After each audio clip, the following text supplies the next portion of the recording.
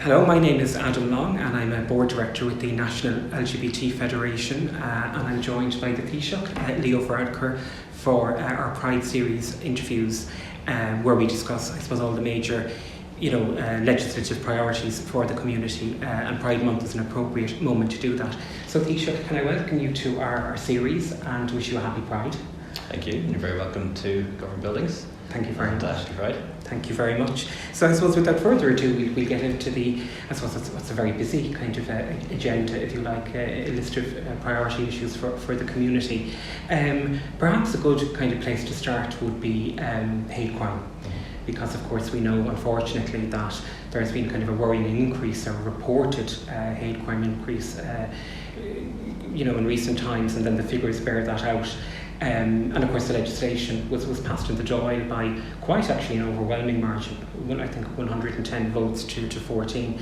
So it was in the Seanad yesterday, and I'd like to maybe get your thoughts about that and your views on the legislation, and do you share, I suppose, it being a priority issue as it is for the community?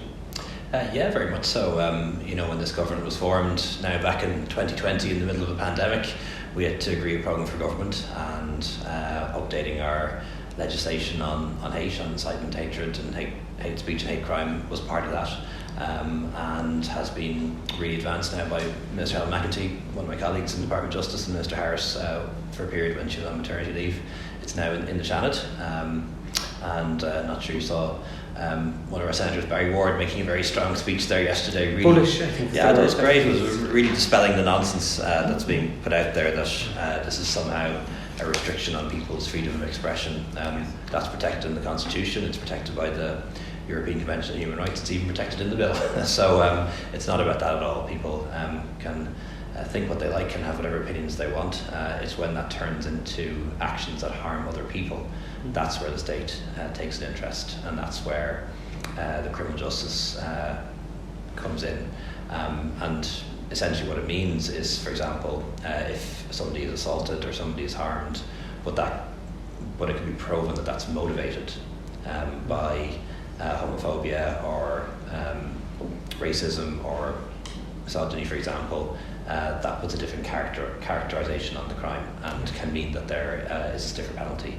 And to me that makes sense, because we know that, or at least I don't know if it's showed up in the statistics or not, but there is certainly a feeling and that there has been an uptick again in the number of assaults on members of the community. And I remember those great days after the referendum where it seemed that things could only ever go in the right direction, and last year or two feels a bit different, I think.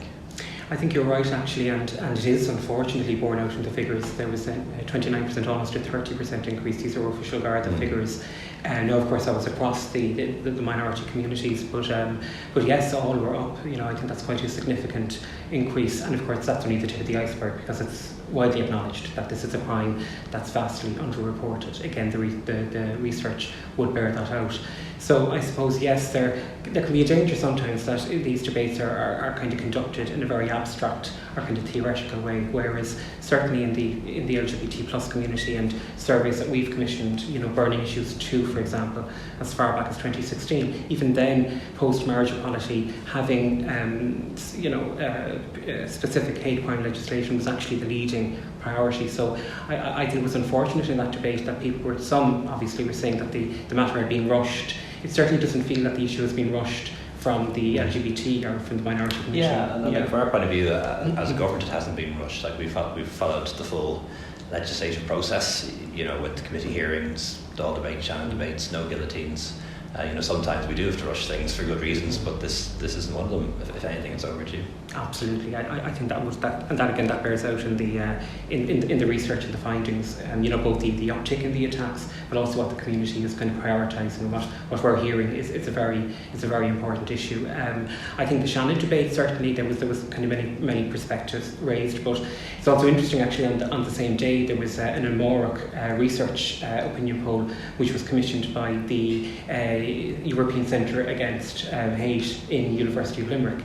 And they found actually that, contrary maybe to some of the noise, I suppose, that's created around this issue, the culture war kind of tactic, 67% of people in that survey said that they support actually hate offences legislation. And when you break it down into the groups, over each all the different protected characteristics. It was actually over 70% for each one, more so even for trans people, which unfortunately I think they're like seen as a lightning rod for these kind of cultural war issues. But there is broad public and political support for this legislation, and I think you'd concur with that. Yeah, no, and our own research would show that too.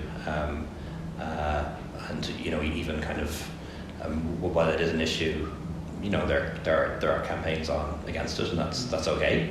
There are campaigns for it as well. We're in a democracy, and while there might be a lot of emails coming into constituency offices about it, I have to tell you, there aren't many people when I'm out and about or knocking on doors that are concerned about this legislation. If anything, people are aware of it or in favour of it, and that's a positive thing. So I think we have public support for this as well as support in the Dáil channel.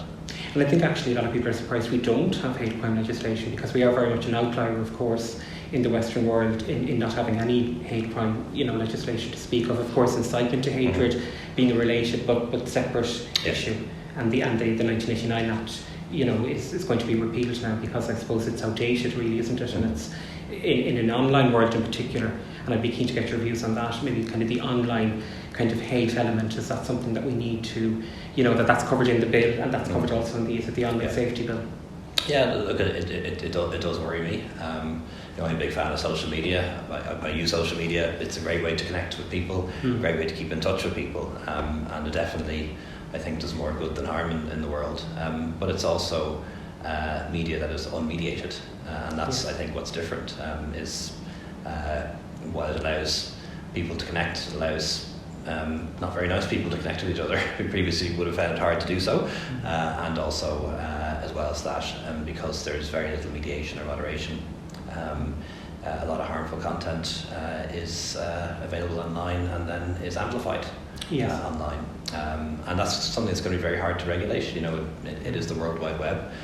We have to take the lead on that in Ireland now, because so many of the digital platforms are based here. Indeed. So the Media Commission is now up and running. We have an online safety commissioner. I think we'll see, over the course of the next few years, how that works, and whether it is effective in what we want, which is harmful content being taken down quickly, and accounts of those people who post I suppose harmful content being suspended.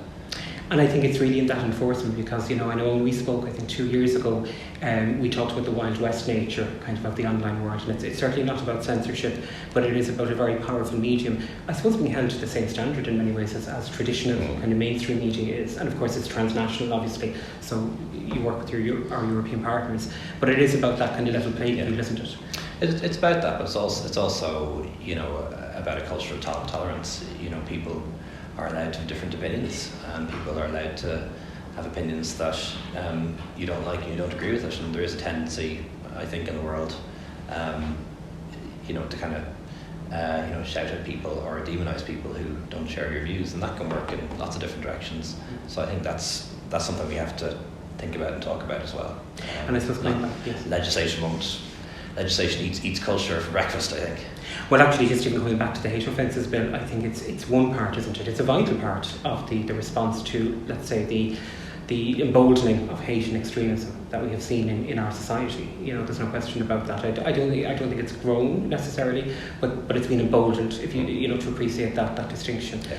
And I think that's something that I think we do have to address when it goes beyond, let's say, robust debate or robust criticism into the actual, into incitement and threatening and intimidating behaviour.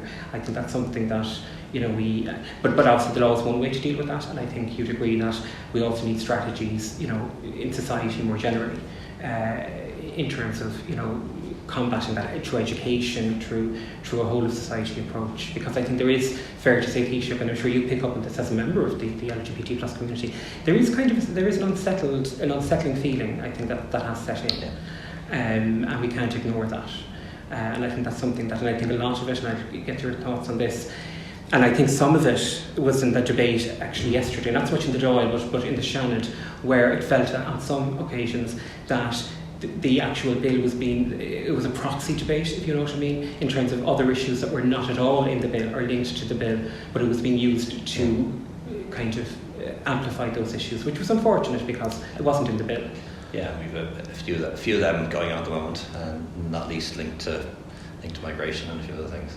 Yeah, and so I think that's something. But just in terms of before we move off the Hate Offences Bill, you and your government are very much kind of committed to seeing the course, if you like, to seeing the bill enacted. And yes, yeah, and like I say, it's something that's in the programme for government and very much part of Minister McEntee's legislative agenda. She's very keen to get it done and have it enacted and signed by the President really within months, I would have thought. Yes, well, we'll certainly watch the space. As I said, again, the idea that it's been rushed, I think it's not borne out by the facts. So we're very keen to see that implemented.